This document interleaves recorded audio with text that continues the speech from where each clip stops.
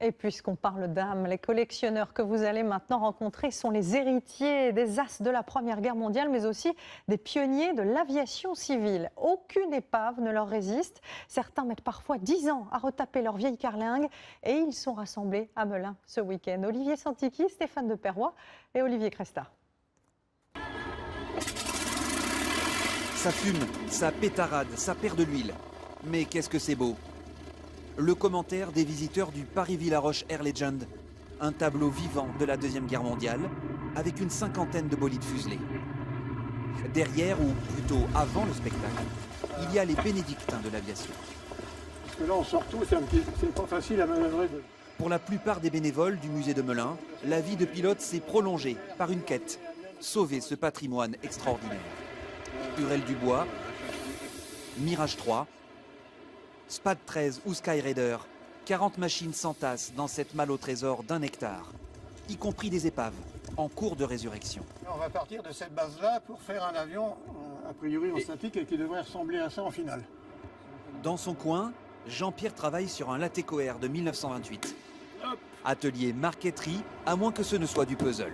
Ah là, il y a 10 ou 15 jours de boulot.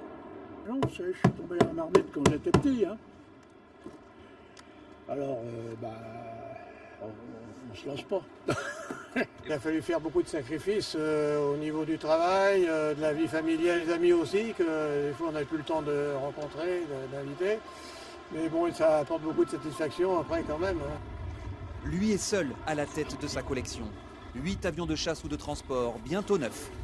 Dans son escadrille, le P-51 tient une place à part.